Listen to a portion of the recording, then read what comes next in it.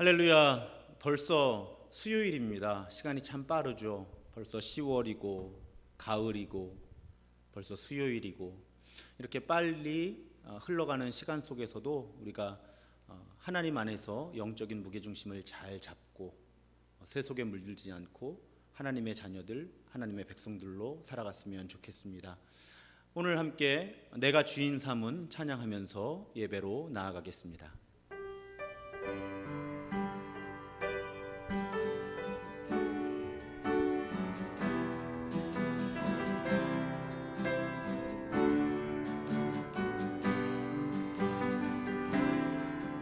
내가 주인 삼은 모든 것 내려놓고 내 주 되신 주 앞에 나가 내가 사랑했던 모든 것 내려놓고 주님만 사랑해.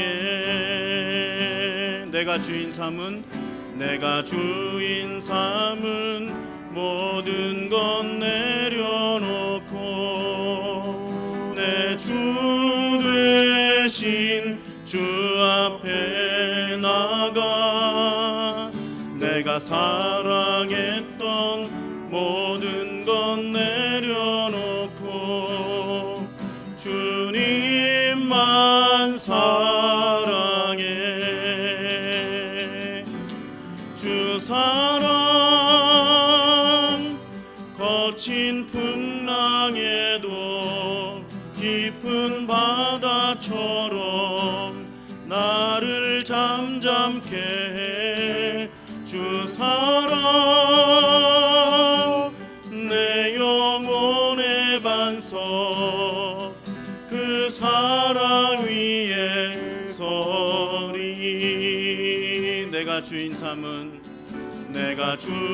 삼은 모든 것 내려놓고 내 주 되신 주 앞에 나가 내가 사랑했던 모든 것 내려놓고 주님만 사랑해.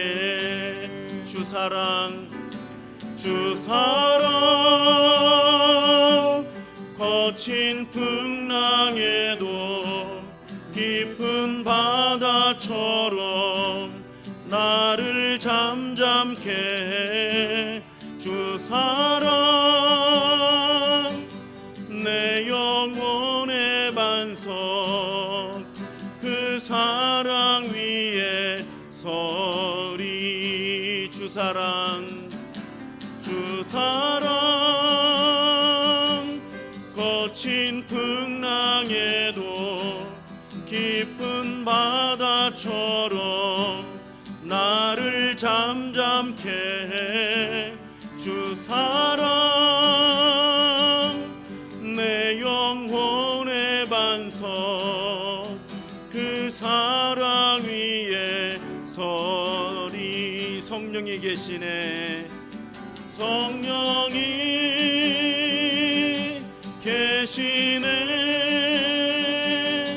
할렐루야 함께 하시네. 좁은 길을 걸으며 밤낮 기뻐하는 것 주의 영이 함께 함이라. 내가 매일 기쁘게 순례의 길 행함은 주의 팔이 나를 안보함이요. 내가 주의 큰 복을 받는 참된 비결은 주의 영이 함께함이라. 성령이 계시네. 할렐루야 함께하시네. 좁은 길을 걸으며 밤낮 기뻐하는 것 주의 영이 함께함이라. 전에 죄에 빠져서 평안함이 없을 때 예수 십자가의 공로 힘입어 그 발 아래 엎드려 잠든 평화 얻음은 주의 영이 함께함이라. 성령이 계시네 할렐루야 함께하시네. 좁은 길을 걸으며 밤낮 기뻐하는 것 주의 영이 함께함이라. 나와 동행하시고 모든 염려하시니 나는 숲의 새와 같이 기쁘다. 내가 기쁜 마음으로 주의 뜻을 행함은 주의 영이 함께함이라.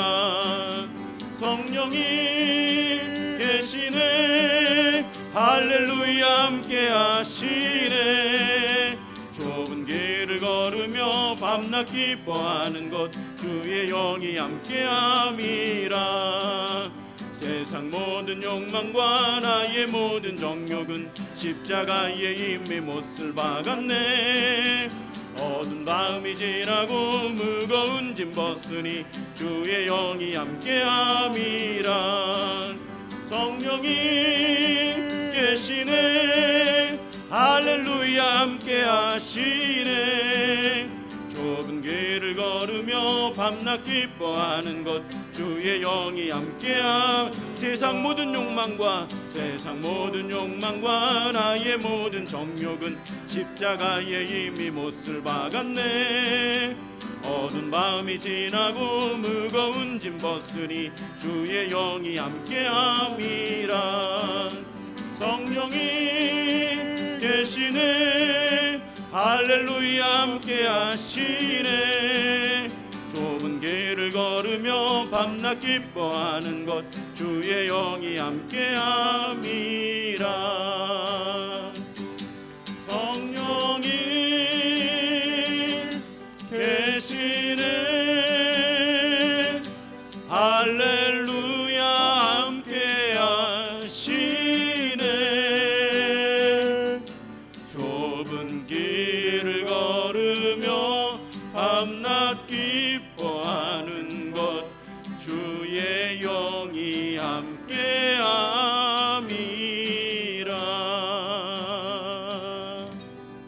아멘. 기도합니다. 하나님 감사합니다.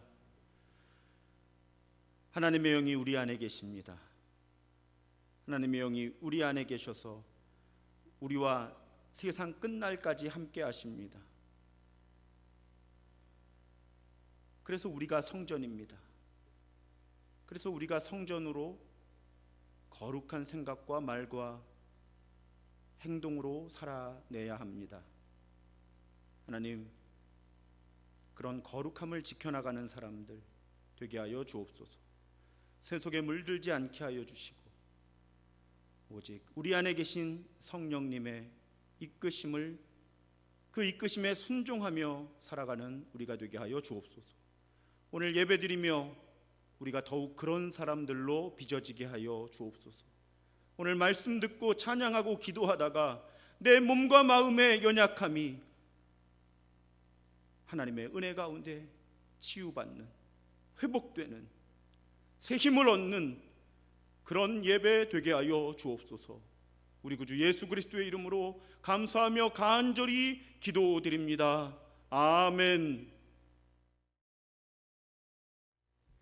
오늘 우리에게 주시는 하나님의 말씀은 열왕기상 17장 8절로 24절의 말씀입니다. 그 가운데 8절로 16절의 말씀을 제가 봉독하겠습니다. 여호와의 말씀이 엘리야에게 임하여 이르시되 너는 일어나 시돈에 속한 사르밧으로 가서 거기 머물라. 내가 그곳 과부에게 명령하여 네게 음식을 주게 하였느니라. 그가 일어나 사르밧으로 가서 성문에 이를 때에 한 과부가 그곳에서 나뭇가지를 줍는지라. 이에 불러 이르되 청하건대 그릇에 물을 조금 가져다가 내가 마시게 하라. 그가 가지러 갈 때에 엘리야가 그를 불러 이르되 청하건대 네 손에 떡 한 조각을 내게로 가져오라. 그가 이르되 당신의 하나님 여호와께서 살아계심을 두고 맹세하노니 나는 떡이 없고 다만 통에 가루 한 움큼과 병에 기름 조금뿐이라. 내가 나뭇가지 둘을 주워다가 나와 내 아들을 위하여 음식을 만들어 먹고 그 후에는 죽으리라. 엘리야가 그에게 이르되 두려워하지 말고 가서 내 말대로 하려니와 먼저 그것으로 나를 위하여 작은 떡 한 개를 만들어 내게로 가져오고 그 후에 너와 내 아들을 위하여 만들라. 이스라엘의 하나님 여호와의 말씀이 나 여호와가 비를 지면에 내리는 날까지 그 통에 가루가 떨어지지 아니하고 그 병에 기름이 없어지지 아니하리라 하셨느니라. 그가 가서 엘리야의 말대로 하였더니 그와 엘리야와 그의 식구가 여러 날 먹었으나 여호와께서 엘리야를 통하여 하신 말씀같이 통에 가루가 떨어지지 아니하고 병에 기름이 없어지지 아니하니라. 아멘. 오늘 말씀을 나누기 전에 공익 광고 하나를 보시겠습니다. 영상의 제목은 마음 품앗이라는 제목인데요, 30초의 짧은 영상입니다. 함께 보시겠습니다. 사방천지에 돌림병이 우르르르르르르르 번지니 마음이 각박해지고 가족끼리 힘들어하는구나. 하나, 우리는 본시 어려움에 처하면 더 힘을 내어 이겨내는 사람들이 아니더냐. 함께 마음을 나누고 서로 조금씩 배려하면 갈등도 사라질 터. 이것이 바로 서로 챙겨주는 마음 그만시로구나. 왜 이 영상을 보여드렸을까? 오늘 설교를 끝까지 들으시면 아실 수 있습니다. 우리가 코로나로 인해서 참 어려운 때를 지나고 있습니다. 그런데 이 코로나로 인한 어려움은 가진 것이 적은 사람들에게 더 빨리 더 크게 영향을 미치죠. 사실 과거나 지금이나 가진 것이 적은 사람들이 재난에 더 취약한 법입니다. 오늘 본문에 등장하는 지중해 연안의 시돈 지방의 사르밧이라고 하는 성읍에 살던 한 여인이 이런 어려움을 겪습니다. 이 사르밧의 헬라어 음역이 사렙다예요. 그래서 신약 성경에는 사렙다라고 기록이 되어 있습니다. 제가 설교하다가 사르밧과 사렙다를 섞어서 말씀드릴 수가 있는데 같은 지명이라고 이해해 주시면 좋겠습니다. 자, 기근이 오래 지속되는 때였어요. 그리고 이 여인은 과부였습니다. 이름조차도 기록되어 있지 않습니다. 그냥 과부라고만 기록되어 있습니다. 약자 중에 약자였다는 뜻입니다. 계속된 기근에 먹을 것이 떨어집니다. 이제 한 끼를 먹고 나면 대책이 없습니다. 그래서 그 마지막 끼니를 만들 땔감을 주우러 나왔다가 하나님의 사람 엘리야를 만납니다. 그리고 이 엘리야와의 만남을 통해 이 여인은 집에 곡식가루와 기름이 떨어지지 않는 기적을 경험하죠. 그렇게 굶어 죽을 위기를 넘겼는데 이번에는 아들이 중병에 걸려 죽게 됩니다. 극단적인 절망의 상황이죠. 하지만 이번에도 하나님의 사람 엘리야는 그 아들을 다시 살려냅니다. 사실 우리가 예수 그리스도의 부활 때문에 죽은 자가 다시 살아난다 하는 개념에 매우 익숙합니다. 우리가 사도신경을 고백할 때도 몸이 다시 사는 것과 이렇게 고백을 하니까요. 그런데 막상 또 성경을 보면 하나님께서 일으키시는 기적 가운데도 막상 죽은 사람이 살아나는 경우는 신약의 나사로 정도일까요? 그다지 성경에 죽은 사람이 살아나는 사건이 많이 나타나질 않습니다. 그러니까 이 여인은 정말 성경에서도 드문 기적을 경험한 여인이에요. 두 가지 초자연적인 큰 기적을 경험한 것이죠. 자기 먹거리가 떨어지지 않는 그런 기적과 죽었던 아들이 다시 살아나는 그런 두 가지 큰 기적. 그럼 무엇이 그 기적을 가능하게 했을까? 자, 여기까지만 말씀드려도 벌써 이 말씀을 듣는 여러분들이 결론을 내립니다. 설교를 많이 들어보셨을 거예요. 엘리야가 이 여인에게 이 여인과 아들이 마지막 먹고 죽으려고 했던 그 음식을 달라고 했다. 그래서 이 여인은 믿음으로 순종했다. 그렇게 이 여인이 믿음으로 순종해서 자기가 가진 마지막 먹거리를 하나님의 사람에게 드렸을 때 하나님이 이 여인 가정에 먹을 것이 떨어지지 않게 하셨고 심지어 아들도 죽었다가 다시 살아나는 기적을 행하셨다. 저도 어려서부터 이렇게 이 주제로 말씀을 들어왔습니다. 그런데 맞습니다. 맞고요. 그런데 본문을 조금 더 깊이 있게 살펴보면 조금 다른 각도의 깨달음을 우리가 얻을 수도 있습니다. 본문에 보면 엘리야가 이 여인에게 부탁한 것은 사실 하나님만 아시겠죠. 그런데 본문을 정말 제가 세심하게 읽어보니까 이 여인과 아들이 가지고 있던 남은 음식을 다 달라고 하지를 않습니다.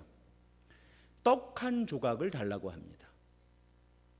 본문을 제 상상력으로 재구성을 해보면요, 엘리야가 이 사르밧에 도착했을 때 이 여인을 만나서 처음에는 물을 조금, 이것도 조금이라는 단어가 원어에 들어가 있어요. 분명하게. 그러니까 물을 조금 마시게 해달라고 청합니다.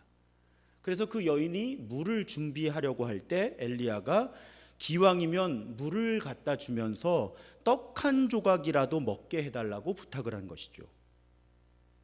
그러니까 이 여인이 이제 자기 형편을 이야기합니다. 지금 가지고 있는 것이 가루와 기름 조금밖에 없어서 이거 먹고 그냥 죽으려고 합니다.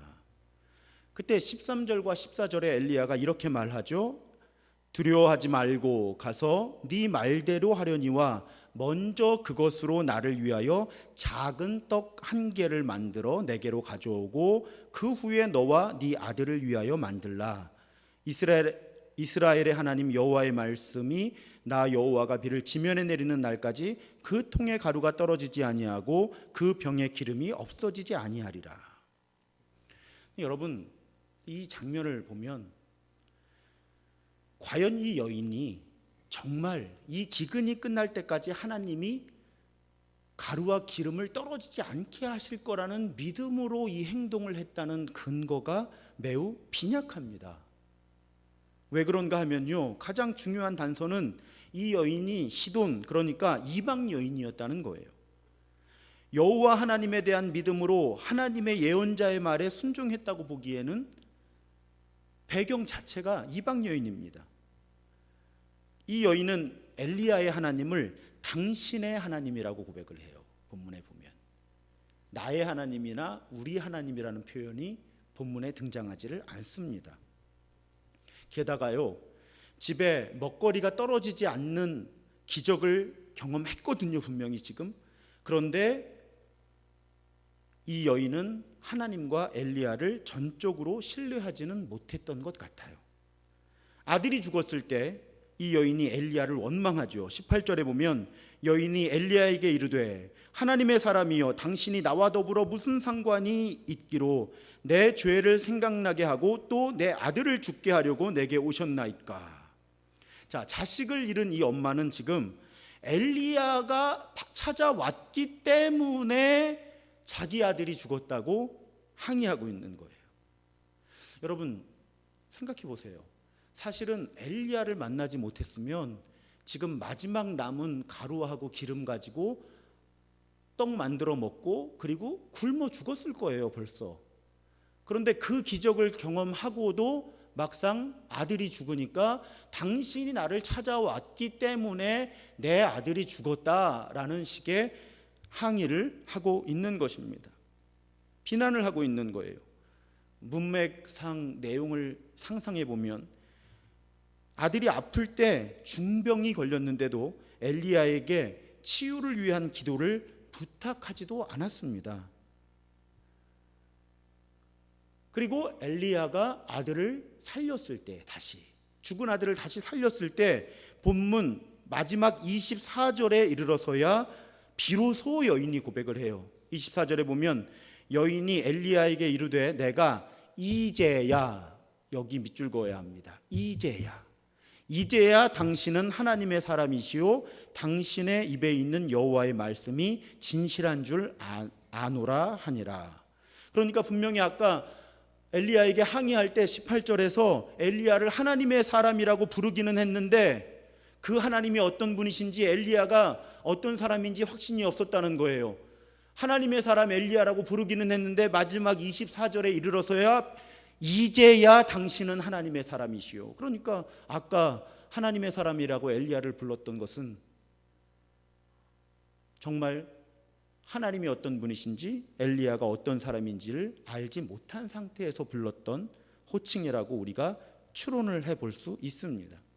이런 단서들을 다 종합해 보면요, 저는 이 여인이 믿음으로 순종해서 내가 이것을 나누면 정말 내가 가지고 있는 마지막 먹을 것을 하나님의 사람에게 주면 하나님이 나를 살려주실 거야 라는 굳센 믿음을 가지고 자신과 아들이 먹고 죽으려고 했던 그 마지막 음식을 엘리야에게로 가져왔다고만 보기는 어렵지 않겠나. 저는 이 말씀을 지난 월요일에 오늘 설교를 위해 깊이 묵상하면서 제가 그동안 알고 있던 것과 다른 결론을 내리게 되었어요. 자, 그렇다면 이 여인이 그러면 자기와 아들이 먹고 죽으려고 했던 마지막 음식을 엘리야에게 가져올 수 있었던 다른 조건은 무엇이 있을까를 묵상해 보았습니다. 우리는 이 본문을 읽을 때 너무 익숙한 본문이라서 그냥 이 여인의 믿음과 순종 이야기지 하고 지나가는 경향이 있어요.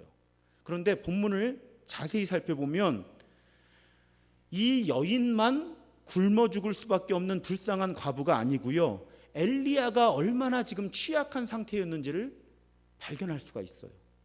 지금 엘리야의 사역 초기입니다. 엘리야가 이 사르밧 과부를 찾아올 때 행색이 어땠을까?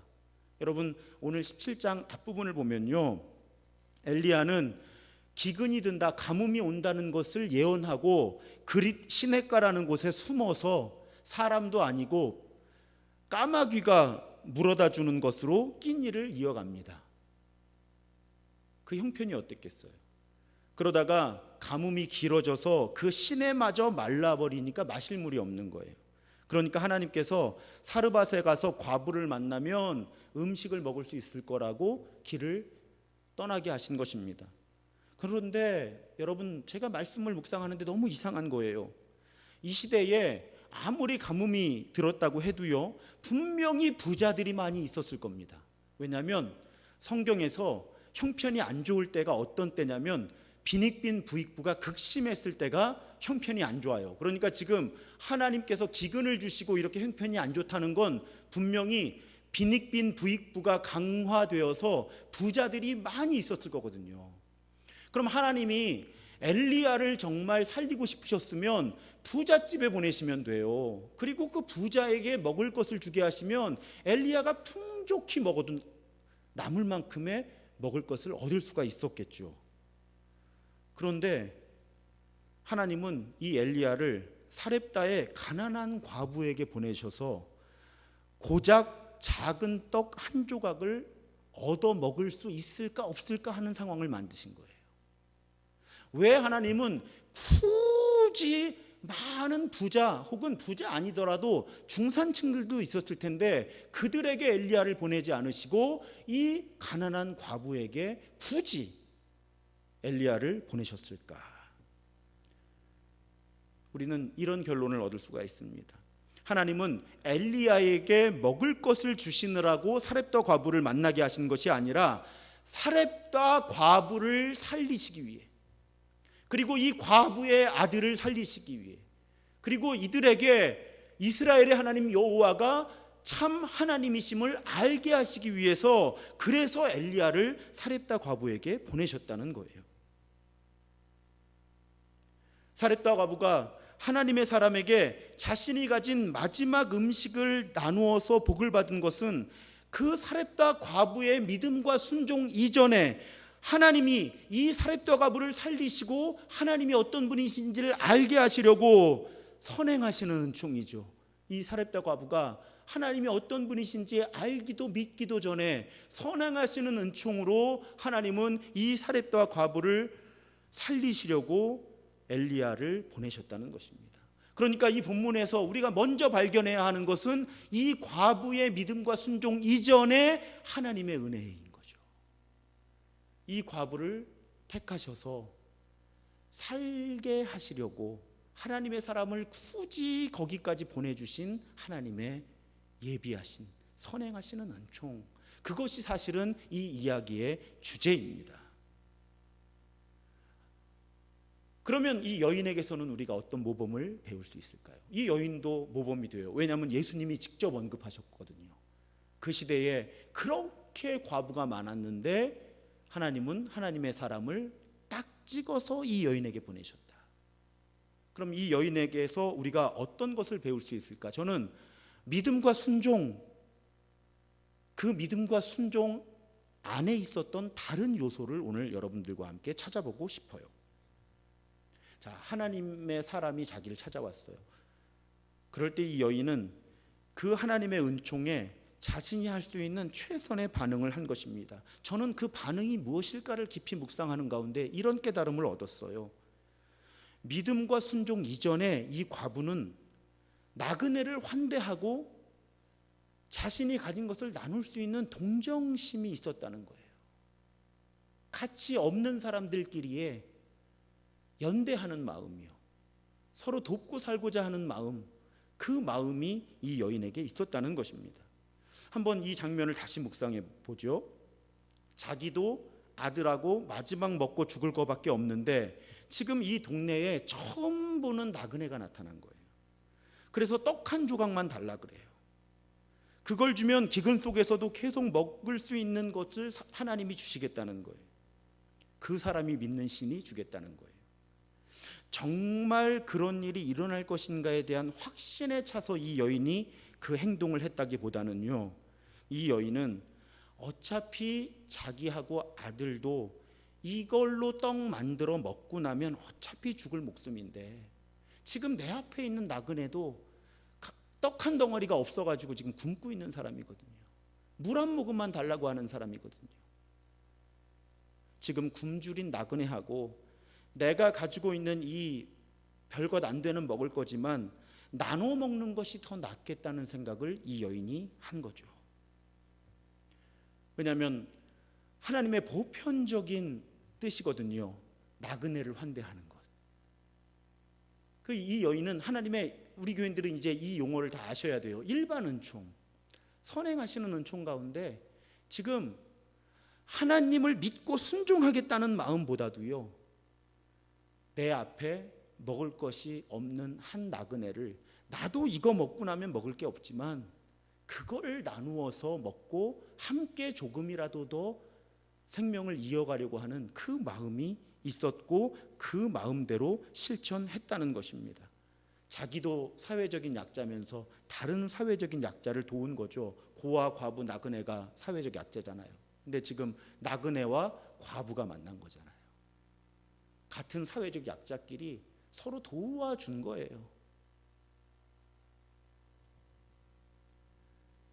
굳이 하나님을 잘 알지 못해도 하나님께서 우리에게 주신, 보편적으로 주신, 일반 은총으로 주신, 선행하시는 은총으로 주신 그 선한 양심에 따라 움직였을 때 이 여인은 하나님에 대한 믿음과 순종, 그 부분은 앞에서 설명드렸던 것처럼 부족했지만 결국 자기도 모르는 사이에 하나님의 뜻에 순종했던 거고요. 그래서 하나님이 주시는 기적을 경험할 수 있었던 것입니다.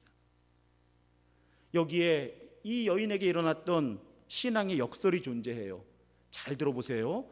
강한 믿음이 있어서 순종했고요, 그 순종함으로 복을 받는 거라고 보기 어려워요. 이 여인의 상황은 그렇게 봐도 틀린 건 아니에요. 근데 제가 오늘 말씀을 묵상한 내용을 여러분 잘 이해하시면요, 이 여인이 강한 믿음이 있어서 하나님을 철저하게 믿고 순종했더니 하나님이 복을 주셨다라고 해석하기보다는요, 저는 하나님께서 이 여인에게 복을 주시려고 이 여인이 하나님의 뜻에 따라 순종할 수 있는 기회를 주신 거예요. 그리고 이 여인은 그 기회를 붙잡고 하나님의 뜻대로 자기가 가진 것을 이 나그네와 나눈 거죠. 그랬더니 하나님께서 복을 주신 거예요. 그리고 결국은 강한 믿음이 생긴 거죠. 그러니까 여러분 잘 이해하셔야 돼요.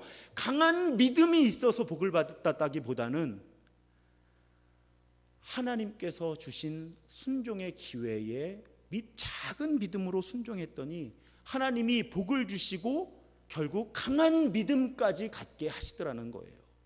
제가 왜 이렇게 묵상을 해보는가 하면, 여러분, 제가 많은 우리 교인들과 또 여러 신앙인들과 대화를 나누다 보면 믿고 순종함으로 복을 받으려면 굉장히 강한 믿음이 필요하다고 생각들을 하세요. 그래서 우리 교인들도요, 늘 자신의 믿음이 부족해서 복을 받지 못한다고 생각을 해요. 내가 믿음이 부족해서 치유를 받지 못한다고 생각해요. 내가 믿음이 부족해서 하나님의 은혜를 누리지 못한다고 생각을 해요. 그런데 여러분, 오늘 이 여인을 보세요. 작은 믿음, 어쩌면 믿음이라기보다는 그냥 나그네를 환대하고 자신의 것을 나누려고 하는 그 사랑하는 마음으로 행동하다 보니까 하나님의 뜻을 순종하게 되었고요. 자, 불완전한 믿음이었어요. 불완전한 순종이었어요. 그런데 하나님은 이 여인이 오히려 강한 믿음을 가질 수 있도록 이 불완전한 믿음, 불완전한 순종을 통해서 이 여인에게 강한 믿음을 주시고 풍성한 선물을, 은혜를, 복을 내려주시더라는 것이죠. 제가 이 본문을 묵상하다가 예수님의 말씀이 이해가 됐어요. 이제 겨자씨만한 믿음만 있어도 너희가 산을 옮긴다. 제가 그동안 그 말씀을 오해했더라고요. 그러면 내가 산을 못 옮기면 겨자씨만한 믿음도 없는 건가? 근데 예수님의 말씀의 의도는 그게 아니고요. 우리가 겨자씨만한 믿음만 있어도 하나님이 이 믿음을 사용하실 수 있다는 거예요. 하나님이 이 믿음을 통해서 우리에게 은혜를 주실 수 있다는 거예요. 어떤 종류의 기적도 일으키실 수 있다는 거예요. 우리에게 겨자씨만한 믿음만 있어도. 오늘 이 여인, 사실은 위대한 믿음이라기보다는 겨자씨만한 믿음이 있었던 거예요. 겨자씨만한 순종이 있었던 것이죠. 그런데 하나님은 이 겨자씨만한 믿음, 겨자씨만한 순종을 통해서 이 여인이 죽은 아들이 살아나는 은혜를 누리게 하세요. 하나님이 어떤 분이신지를 확신을 가지고 고백하게 하시더라는 거죠. 사랑하는 여러분, 겨자씨만한 믿음이 있어도 산을 옮긴다고 하는 예수의 가르침의 주인공은 우리의 믿음이 아니고요, 하나님의 신실하심과 하나님의 사랑과 하나님의 능력이신 거죠. 그러니까 여러분, 제가 믿음이 부족해서요 하시면 안 돼요. 이건 불신이에요. 하나님을 향한. 우리는 겨자씨만한 믿음만 있어도 하나님은 일하실 수 있어요. 그러니까 내가 믿음이 부족해서 하나님이 일하실 수 없는 게 아니죠. 비록 내가 겨자씨만한 믿음과 순종을 할 수 있다면, 하나님이 뜻하시면 어떤 기적도 내게 일어나게 하실 수 있다고 우리는 고백해야 하는 거예요. 우리가 치유와 회복을 위한 예배를 수요일에 드리고 있어요. 같은 원리예요. 내가 믿음이 부족해서 하나님이 고쳐주시지 않나? 여러분, 우리 이렇게 생각하시지 말고요, 나에게 겨자씨만한 이 사렙다 과부처럼 불안정한 믿음과 순종만 있어도 하나님이 뜻하시면 나를 치유하시고 회복시키시고 새롭게 하실 수 있다. 우리는 그 믿음으로, 그 믿음의 고백으로 하나님께 기도하고 하나님의 뜻대로 살아가야 하는 것입니다.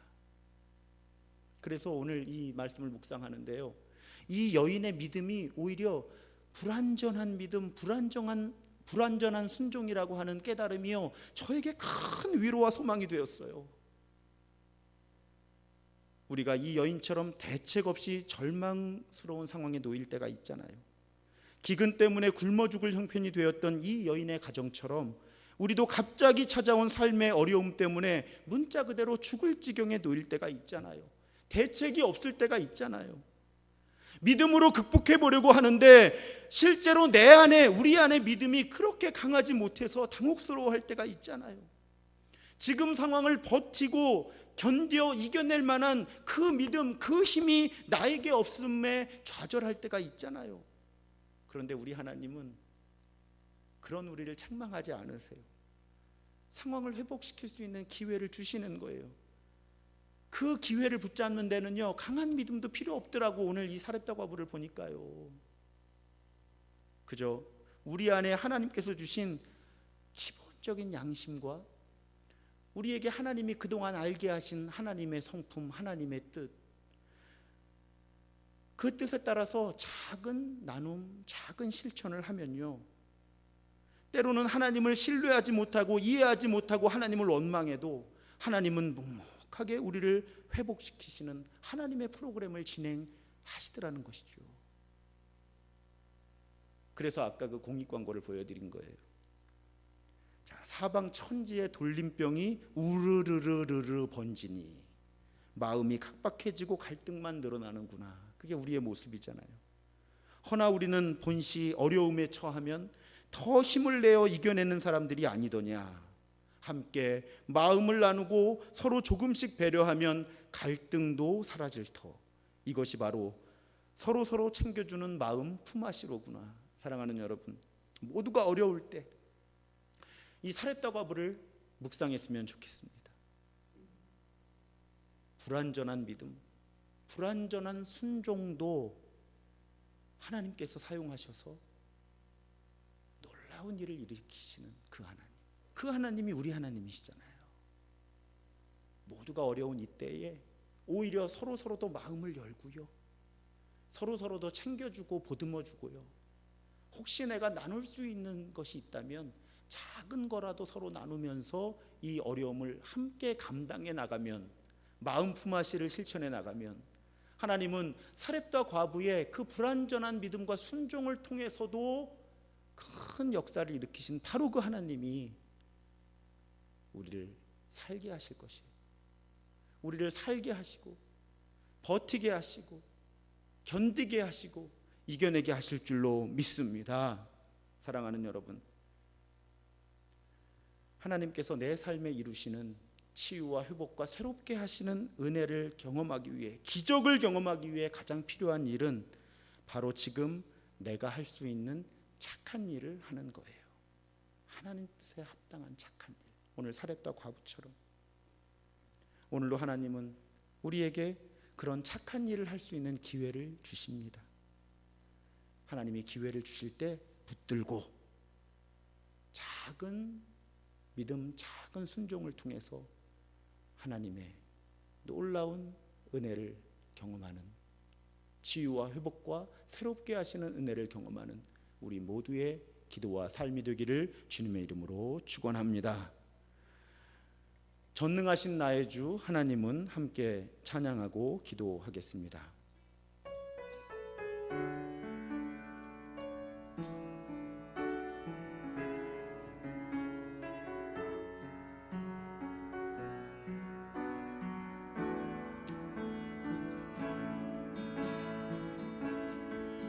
전능하신 나의 주 하나님은 능지 못하실 일 전혀 없네. 우리의 모든 간구도, 우리의 모든 생각도, 우리의 모든 꿈과 모든 소망도 신실하신 나의 주 하나님은 우리의 모든 괴로움 바꿀 수 있네. 불가능한 일 행하시고 죽은 자를 일으키시니 그를 이길 자 아무도 없네. 주의 말씀 의지하여 깊은 곳에 금을 던져 오늘 그가 놀라운 일을 이루시는 것 보라. 주의 말씀 의지하여 믿음으로 금을 던져 믿는 자에게 능치 못함 없네. 주의 말씀 의지하여, 주의 말씀 의지하여 깊은 곳에 금을 던져 오늘 그가 놀라운 일을 이루시는 것 보라. 주의 말씀 의지하여 믿음으로 금을 던져 믿는 자에게 능치 못함 없네. 주의 말씀 의지하여, 주의 말씀 의지하여 깊은 곳에 금을 던져 오늘 그가 놀라운 일을 이루시는 것 보라. 주의 말씀 의지하여 믿음으로 금을 던져 믿는 자에게 능치 못함 없네. 이제 우리 주여 한번 부르짖고 기도할 때 여러분 아픈 곳에 손을 얹으시기 바랍니다. 혹은 머리나 가슴에 손을 얹으시기 바랍니다. 제가 여기서 기도해도 여러분 지금 계신 바로 그곳에 임재하시는 하나님, 여러분 안에 계신 하나님께서 여러분 스스로의 안수를 통해 하나님이 직접 안수하시고 하나님이 고치실 줄로 믿습니다. 몸과 마음의 연약한 부분에 손을 얹으시고 치유와 회복을 위해 간구하시되, 기도를 부탁드릴 것은 우리 정경자 권사님 월요일에 수술 받으시고 회복 중에 계시고요, 우리 홍병숙 권사님께서 어젯밤에 고열로 지금 병원에 입원 중에 계십니다. 열이 쉽게 내리지 않아서 코로나는 감사하게도 음성인데 지금 고통 속에 계십니다. 우리가 언제 어디서 기도하든지 하나님은 시간과 공간을 초월해서 일하시는 하나님. 그래서 나와 또 우리 가족의 치유와 회복을 위해 기도할 때 우리 교회 가족들의 치유와 회복을 위해서도 기도해 주시기를 부탁드립니다. 우리 아픈 곳에 또 머리나 마음, 가슴에 손을 대시고 주여 한번 크게 부르짖고 치유와 회복을 위해 기도한 후에 제가 축도함으로 오늘 예배를 마치겠습니다. 우리 주여 한번 부르짖고 기도하겠습니다. 주여 감사합니다. 오늘도 우리에게 말씀 주시니 감사합니다. 주님 감사합니다. 오늘도 우리에게 말씀으로 일깨워 주시니 감사합니다. 주님 붙들어 주셔서 하나님 오늘 우리가 들은 말씀대로 하나님 불완전한 믿음, 불완전한 순종을 통해서도 일하시는 하나님을 신뢰하게 하여 주옵소서. 하나님 이 사렙다 과부가 하나님 불완전한 믿음으로 불완전한 순종을 냈지만 하나님은 그 순종과 믿음을 통해서 그 집에 음식이 떨어지지 않고 죽은 아들이 살아나는 이적을 경험하게 하시고, 그래서 이스라엘 하나님 여호와가 참 하나님이심을 고백하게 하십니다. 하나님 우리도 그렇습니다. 살아가다 보면 하나님 대책이 없을 때가 있습니다. 정말 죽을 지경이 될 때가 있습니다. 하나님 그럴 때 하나님께서 내게 주시는 하나님 그 믿음과 순종의 기회를 붙들게 하여 주옵소서. 하나님께서 우리에게 무리한 것을 요구하지 않으시고 그저 작은 나눔과 작은 배려를 요청하십니다. 하나님 순종하게 하여 주옵소서.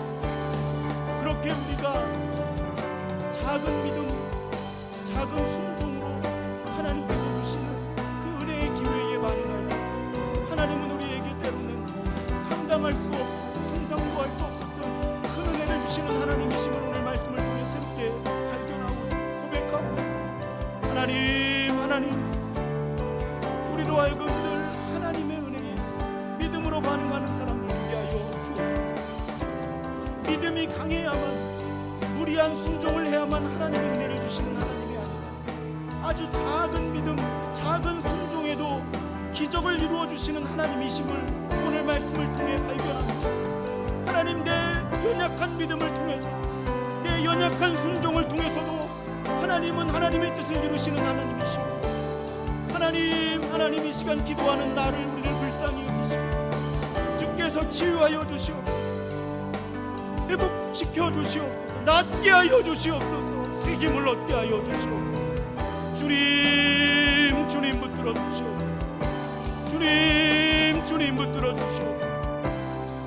하나님 모든 곳을 가득 채우고 계신 하나님, 우리가 비록 지금 모두 떨어져서 예배하는 것처럼, 모두 떨어져서 기도하는 것처럼, 우리 모두가 하나님 안에서 기도하고 있어.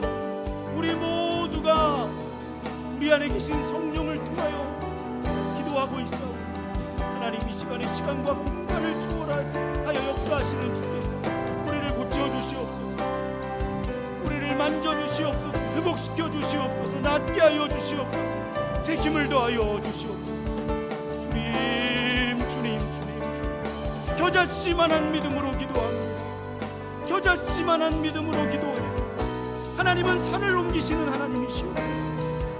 내 앞을 가로막고 있는 건강과 경제적인 문제와 관계의 문제와 진로의 문제와 자녀 양육의 문제와 모든 문제 가운데 하나님의 뜻을 이루어 주옵소서. 합력하여 선을 이루어 주옵소서. 주님을 찬양합니다. 주님을 신뢰합니다. 주님의 뜻을 이루어 주옵소서. 주님의 뜻을 이루어 주옵소서. 주님의 뜻을 이루어 주옵소서. 주님의 뜻을 이루어 주옵소서. 주님 도와주시옵소서. 함께하여 주시옵소서. 인도하여 주시옵소서. 주님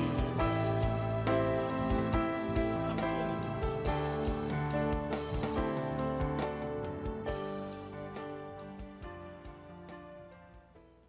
하나님 감사합니다. 오늘 사르밧 과부에게 일어난 기적을 통해서 위로받습니다. 하나님은 우리의 믿음이 불완전하고 연약해도, 우리의 순종이 보잘것없어도 하나님은 그 정말 겨자씨만한 믿음과 순종을 통해서도 산을 옮기시는 하나님이심을 오늘 말씀을 통해 새롭게 깨닫습니다. 새로운 마음으로 고백합니다. 그 하나님이 나의 하나님이심을 믿습니다. 하나님, 내가 연약합니다. 몸과 마음에 상함과 아픔이 있습니다. 가정의 살림살이가 많이 어렵습니다. 고용이 불안정하고 경영이 어렵습니다. 어린이들, 청소년, 청년들의 마음에 소망이 없습니다. 하나님, 이 안타까운 현실 속에 하지만 우리의 작은 믿음과 순종을 통해서도 큰 일을 이루시는 하나님께 간청합니다. 우리 삶의 모든 형편을 아시는 주께서 합력하여 선을 이루어 주옵소서. 그래서 하나님의 하나님 되심을 모든 사람이 알게 하여 주옵소서. 우리의 병을 낫게 하시고 우리의 삶의 형편을 공급하시며 그 모든 일들을 통해 하나님의 하나님 되심이, 하나님의 사랑이심이 우리 주변 사람들에게, 온 세상에 드러나게 하여 주옵소서. 우리를 그런 표적 삼아 주옵소서. 이 시간 나사렛 주 예수 그리스도의 이름으로 명하노니 나음을 입을지어다. 나음을 입을지어다.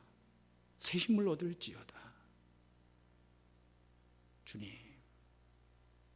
우리를 불쌍히 여기시고 주님 뜻대로 이루어 주옵소서. 지금은 이 땅에 오셔서 하나님의 나라를 새롭게 선포하시고 십자가와 부활로 우리를 구원하신 예수 그리스도의 크신 은혜와 우리의 아주 작은 믿음과 순종을 통해서도 하나님의 큰 일을 이루시는 그 성부 하나님의 무한하신 사랑하심과 우리 안에서 끊임없이 우리로 하여금 어려운 환경 가운데서도 믿음과 순종으로 반응하게 하시는 성령 하나님의 교통하심이 오늘 예배를 통해 더 높은 수준의 믿음과 순종의 삶을 결단하는 모든 예배자들 위해 이제로부터 영원토록 함께 하시기를 간절히 축원하옵나이다. 아멘.